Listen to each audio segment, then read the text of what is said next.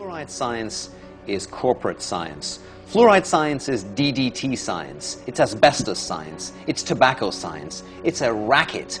In July of 2004, Christopher Bryson sat down and discussed the findings of his new book, The Fluoride Deception, with Paul Connett of the Fluoride Action Network. The Fluoride Deception was published by 7 Stories Press in May of 2004.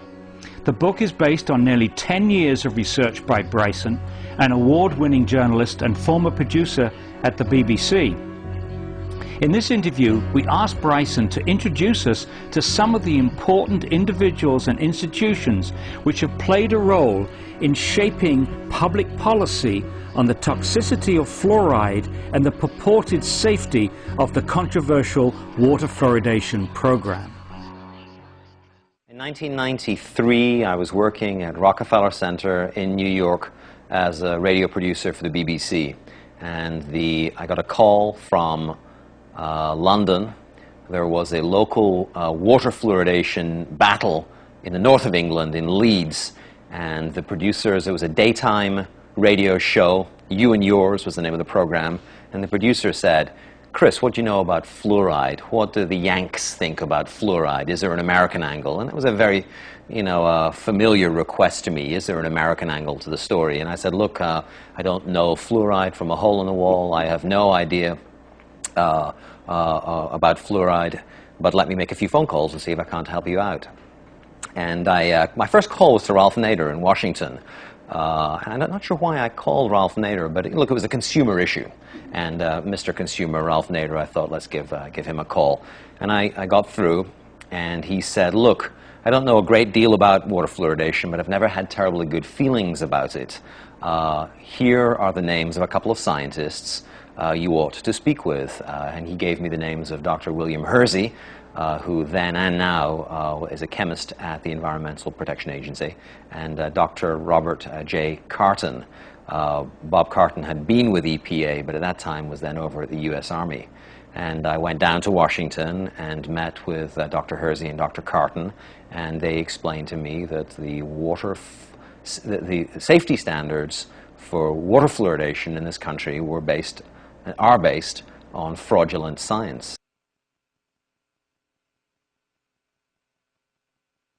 Fluoride defenders will say there's 2 stories. There's the industrial story and there's the dental story, and ne'er the twain shall meet. It's not true. The stories are braided very tightly and very profoundly, and they're braided from the beginning. The very first suggestion that fluoride be added to public water supplies was made by a researcher, Gerald Cox, at the Mellon Institute in Pittsburgh. Cox became interested in fluoride because of the suggestion of Francis Frary. That's the letter I uncovered. Francis Frary is the director of the aluminum laboratory for the Aluminum Company of America.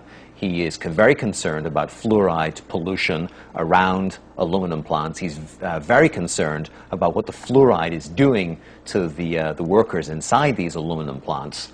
But his suggestion to Gerald Cox is to look at fluoride's dental effects. And it's upon the basis of that suggestion that Gerald Cox makes his proposal to add fluoride to public water supplies. Right at the very source of the stream, you find the aluminum industry.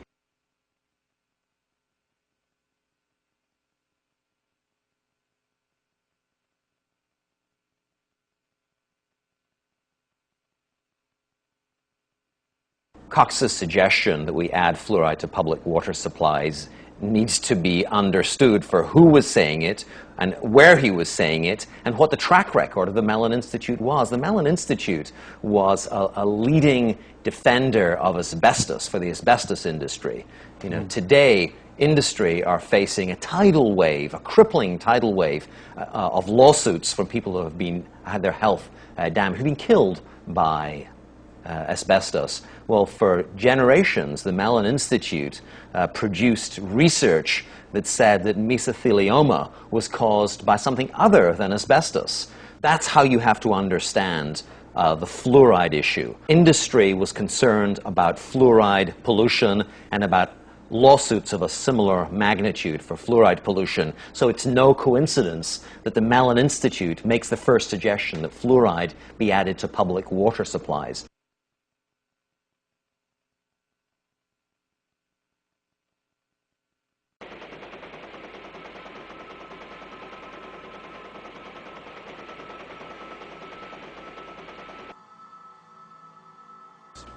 It's quite astonishing, Paul, the degree to which environmentalists have not been educated about fluoride. I'm a reporter. I'm not a scientist or a doctor. I'm quoting documents. I'm citing lawsuits when I refer to fluoride as a major industrial air pollutant. In fact, the leading air pollutant in the aftermath of the Cold War. Those are not my words. That's not my opinion. That's a quantitative assessment by industry experts of the scale of the lawsuits they were facing.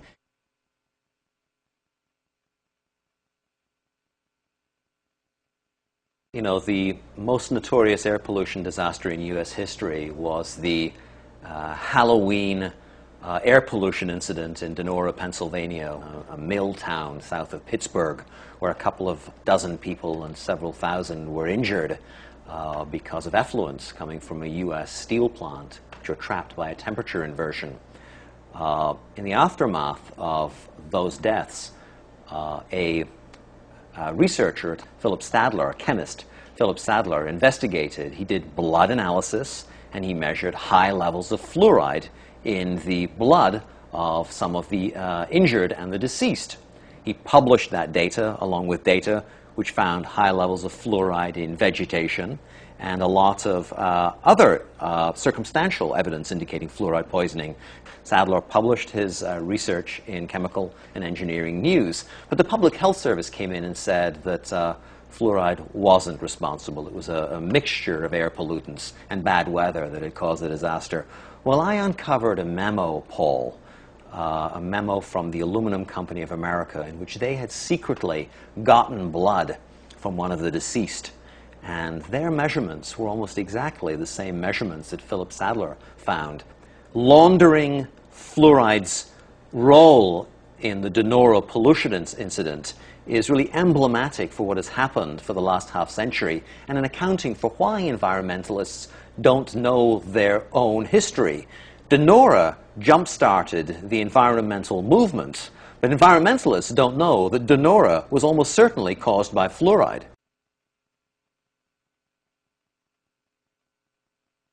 The book looks very hard at the role of a key scientist, Dr. Harold Hodge, in the fluoride debate. Dr. Harold Hodge, for most of the Cold War, was the leading scientific defender of the safety of low doses of fluoride and the beneficial effects of water fluoridation.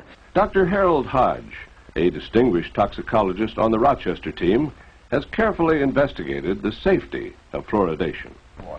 Well, to put it very simply, fluoride is safe at 1 part per million. No scientist's word was trusted more by the health establishment than Dr. Harold Hodge when it came to fluoride. He was a very senior figure and operated at the highest levels for almost all his scientific career. This brings us back to the fundamental point.